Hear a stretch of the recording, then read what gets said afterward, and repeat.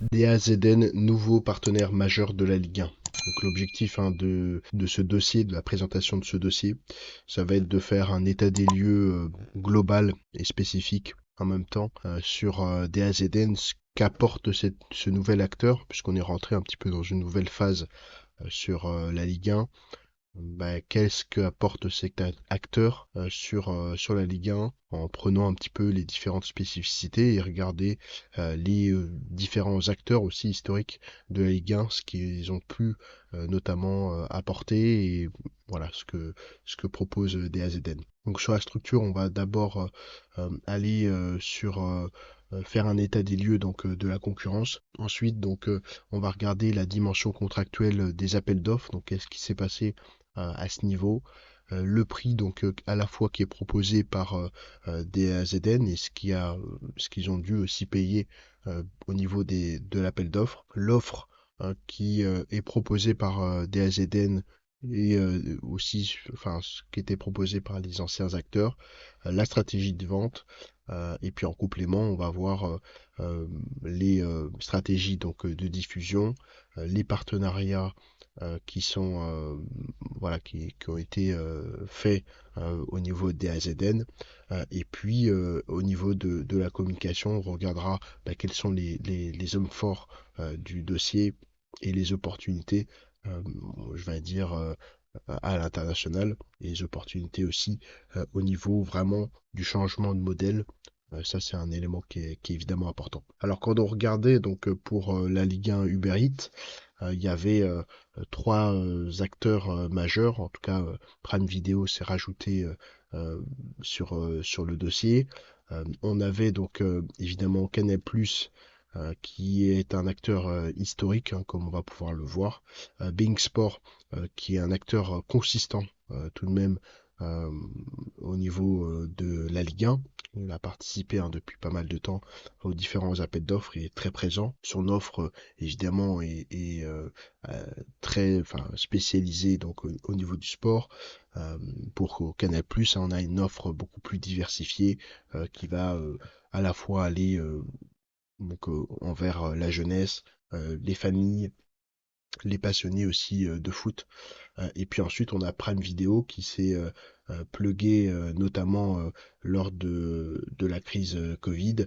Ils ont pu bénéficier d'un meilleur contrat, notamment pour diffuser 8 matchs pour environ 300 millions, sachant que Canal+ avait payé environ 400 millions pour un seul match. Et c'est là où évidemment les choses se sont compliquées d'un point de vue commercial au niveau de Canal+ avec la Ligue française de football. Donc ce qui se passe, hein, c'est que il y a un appel d'offres dans un premier temps, il y a une réponse ensuite de la part des diffuseurs pour les droits de diffusion, hein, tout simplement. Et ensuite cet argent est reversé à la Ligue française de football qui va faire à la fois générer payer ses frais de fonctionnement, les différents syndicats, les les familles, euh, les clubs aussi évidemment, qu'ils soient d'ailleurs professionnels ou amateurs, et c'est ce qui va permettre évidemment de faire fonctionner le football. On peut mettre aussi évidemment le fonctionnement de la VAR, les arbitres. Donc il y a vraiment cet ensemble de cet argent qui est utilisé, hein, pour l'ensemble du fonctionnement du football.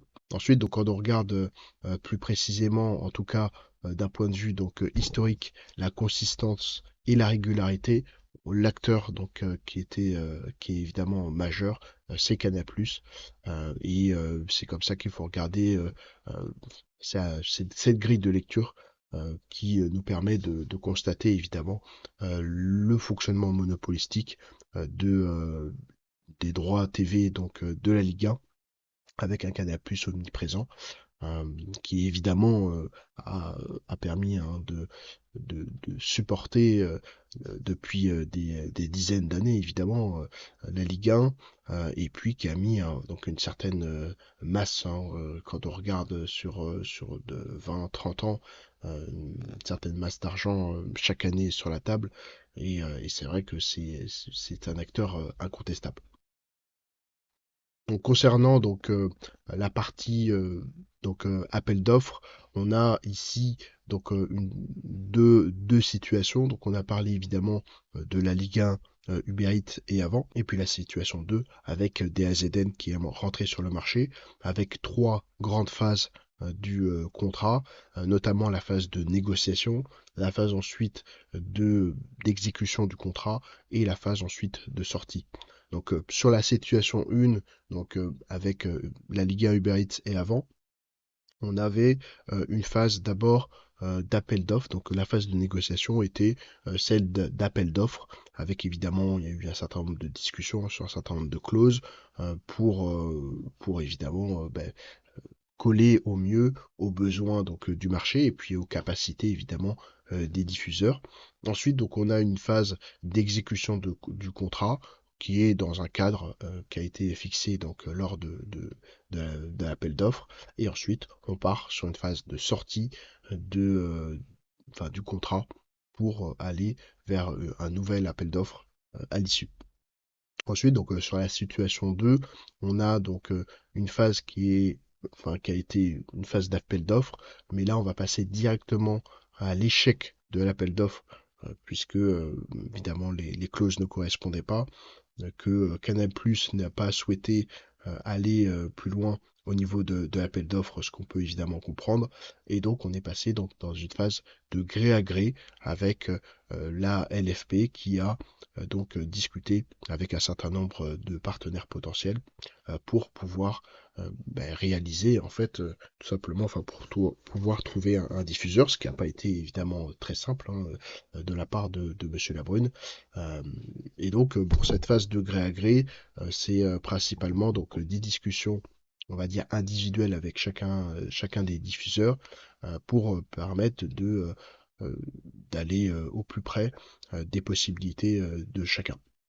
Ensuite, on a une phase de contrat où c'est là où il y a quelque chose déjà qui rentre, qui est nouveau dans la situation avec DAZN, notamment l'objectif variable de 50 millions d'euros au bout de entre 6 mois et un an de contrat, la réalisation de 1,5 million d'abonnés de la part de DAZN euh, réalise automatiquement, débloque automatiquement un objectif variable de 50 millions.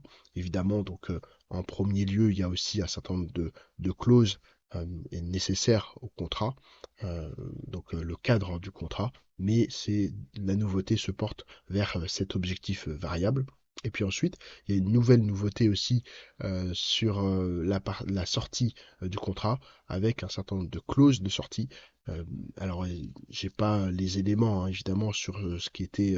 Enfin, il y avait certainement des clauses hein, sur la situation 1 avec Canal+ et Bein Sport, mais c'était probablement des clauses plutôt d'urgence.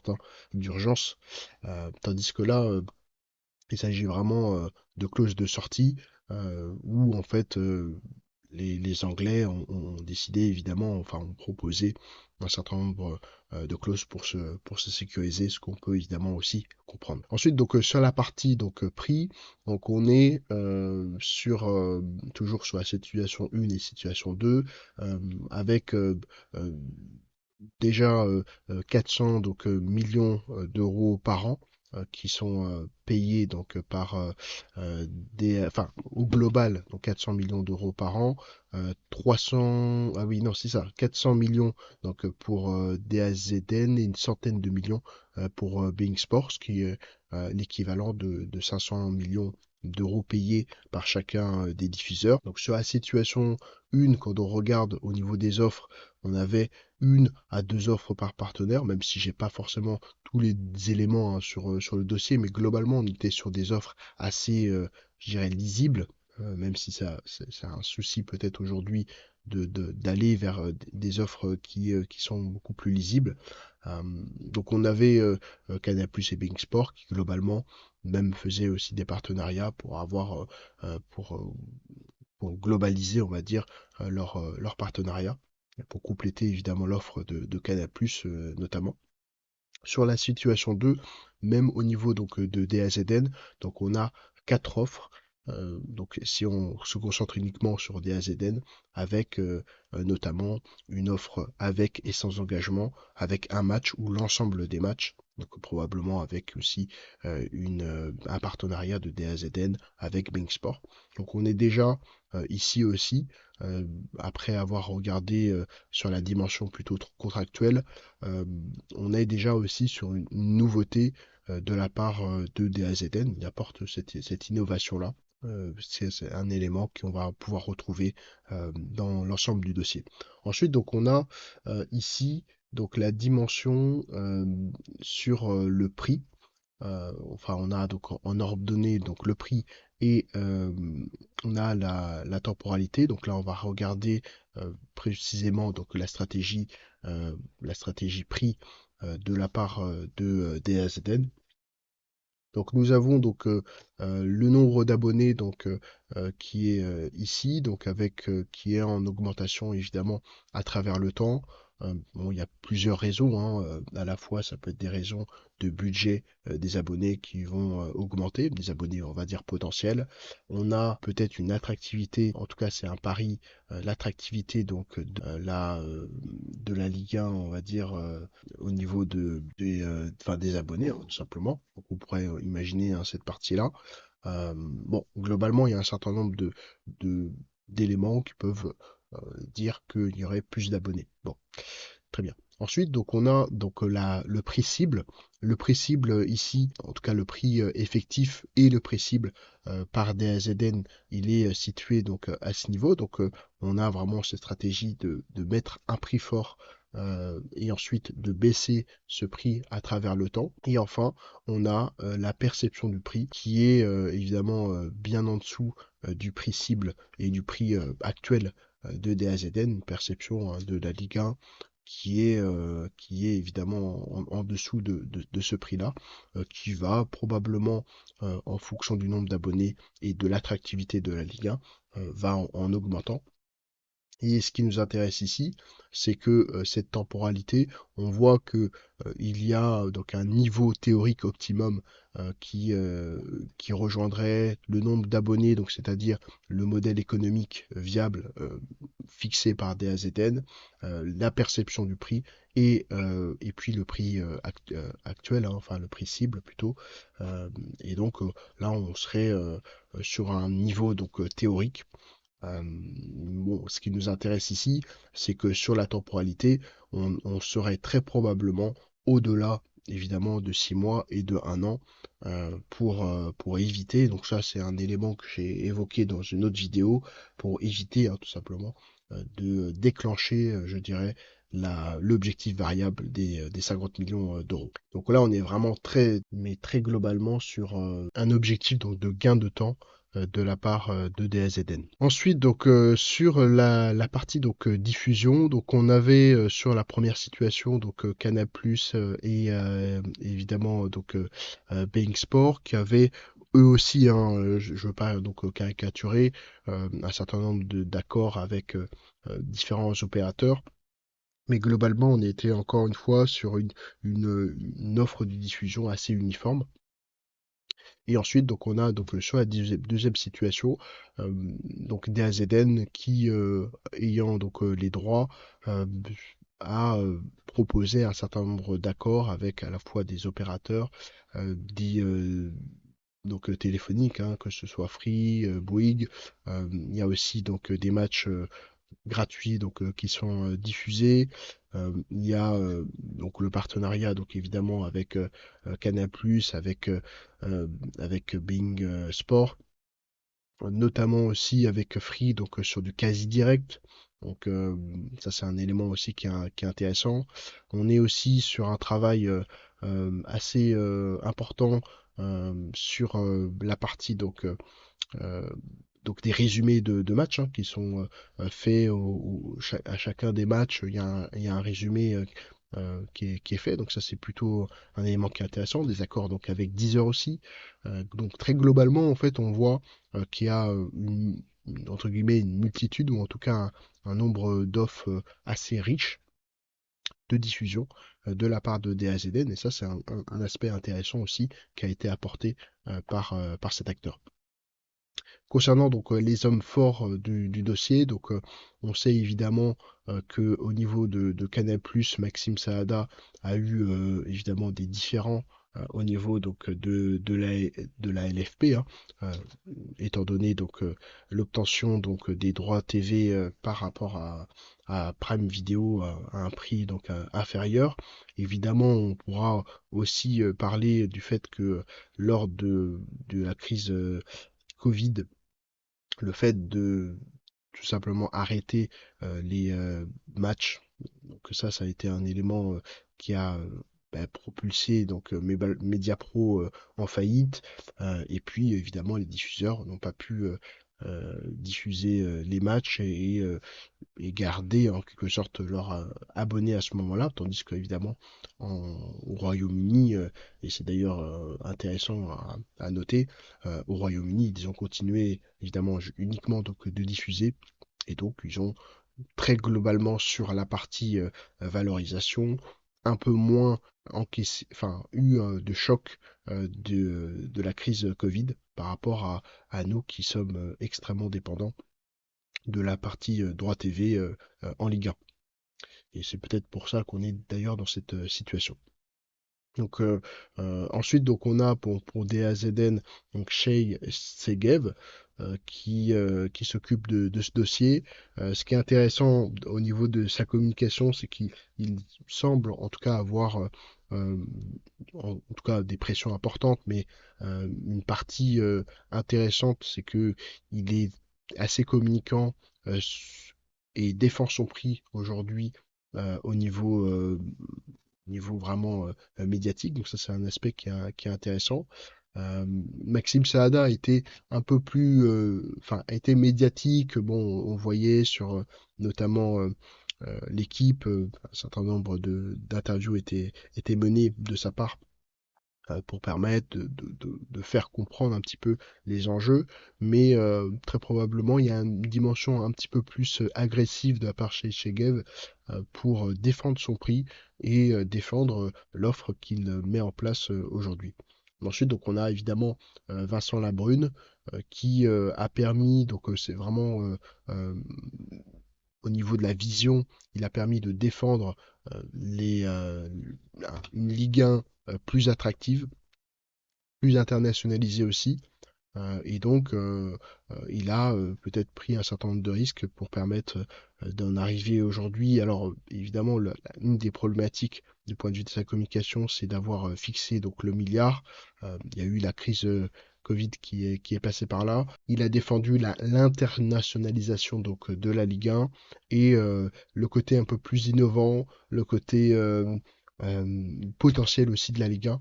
Et c'est ce qui lui a permis évidemment de pouvoir vendre un certain nombre d'aspects de la Ligue 1. Et il a permis donc de vendre la Ligue 1 auprès d'un certain nombre de fonds, notamment sur un certain nombre d'aspects, puisque il y a la dimension diffusion, il y a la dimension donc produit, internationalisation. Donc il y a plusieurs aspects en fait du produit Ligue 1 qui ont été vendus, et c'est ce qu'il essaie de défendre. En termes d'objectifs, hein, le Vincent Labrune, son objectif c'est d'être réélu, de continuer évidemment son mandat, et on sait qu'en septembre vont commencer un certain nombre de propositions. Ensuite, donc on a chez Tchegev, donc son objectif évidemment c'est de réussir en Ligue 1 et de faire un pari sur la Ligue 1 et de s'inscrire en fait évidemment avec une offre qui l'intéresse du point de vue de sa proposition commerciale. Et Maxime Saada, bon, son objectif évidemment c'est de faire perdurer donc Canal+. Il sort quand même gagnant de ce dossier en sortant de manière assez propre, on va dire, en sortant donc du dossier Ligue 1 et en se remettant à travers d'un nombre de partenariats. Donc c'est vrai que ça c'est plutôt intéressant puisqu'il a une offre assez globale, diversifiée, Et c'est vrai qu'il avait besoin de ce produit Ligue 1, mais d'avoir le produit Ligue 1 à un prix aussi cher, ça c'était un des aspects qui était à noter. Et donc très probablement ils ont dû avoir des échanges pour éviter donc Spectre Mediapro. Ils ont certainement eu des échanges. D'ailleurs Shegev a rassuré sur cet aspect-là pour dire que on n'est pas du tout le même le même format que Mediapro, même si Mediapro a quand même subi donc l'épisode donc Covid. Donc il faut quand même ça le rappeler. Et sur Vincent Labrune, peut-être un dernier élément, c'est celui du contre-attaque, hein. On a entendu les 10 euros, enfin les 11 euros pour avoir accès à la Ligue 1, donc proposé par la LFP donc en Angleterre. Donc ça c'est plutôt assez loufoque comme situation. C'est très probablement aussi un moyen de faire pression donc sur DAZN pour faire baisser le prix. Peut-être une stratégie politique de la LFP pour faire pression sur DAZN. Ensuite, donc sur les opportunités de développement, donc ce qu'on sait sur l'offre de DAZN, c'est qu'ils ont à la fois du basket, du MMA, de la Champions League féminine. Donc on est voilà sur différents sur le MMA, hein, PLF, PFL, Glory. Donc on a vraiment une offre assez spécifique sport. Ils avaient besoin d'un produit, de produits Ligue 1 pour s'implanter de manière un peu plus durable, on va dire, en France. Mais ils sont déjà présents au Royaume-Uni, en Espagne, en Italie et en Allemagne aussi. Donc ils ont une présence, on va dire, européenne assez forte. Tout de même sur des gros marchés. Donc ça va être une opportunité de développement évidemment de la Ligue 1. Ce qu'on sait aussi sur la Ligue 1, c'est que au niveau de Bein Sport, donc c'est l'Afrique du Nord, ils ont les droits au niveau de l'Afrique du Nord, donc ils vont pouvoir diffuser la Ligue 1 en Afrique du Nord, ça c'est un élément qui est important. Et puis pour Canal+, on a donc enfin l'Afrique, a priori, hein, j'ai pas plus d'éléments de précision, mais globalement ils vont pouvoir donc diffuser la Ligue 1 en Afrique. Donc on a quand même en termes d'opportunités de développement, et ça c'est peut-être à mettre au crédit de Vincent Labrune, une Ligue 1 un peu plus internationale. Et ça c'est un aspect évidemment qu'il faut considérer. Évidemment, on est dans une phase de plus de consolidation du marché, mais si la Ligue 1 s'exporte un peu plus à l'international, ça va générer des opportunités importantes et intéressantes. Sur le modèle économique de la Ligue 1, j'ai déjà fait une vidéo dessus, mais très globalement, on a donc une grosse partie, donc environ en moyenne 50-55% des droits TV qui représentent donc le budget donc d'un club. Donc ça c'est évidemment chacun des clubs évidemment a son pourcentage, hein, mais globalement les droits TV représentent une grosse partie du budget. Ensuite donc on a la dimension donc des sponsors, la billetterie donc qui est évidemment la vente au niveau des recettes de match. Ça c'est une dimension qui est pas assez développée donc en Ligue 1 pour différentes raisons, notamment par le fait que les clubs n'aient pas donc leur stade, mais il y a plein d'autres raisons.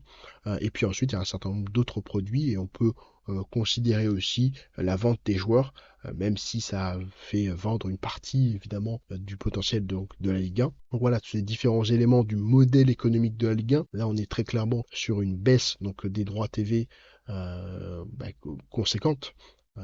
Notamment aussi lié à une augmentation des frais de fonctionnement. Donc on est dans cette situation-là. Par contre, si les autres dimensions de la Ligue 1 vont augmenter en pourcentage évidemment, mais qui vont devoir être exploitées, en particulier donc la billetterie.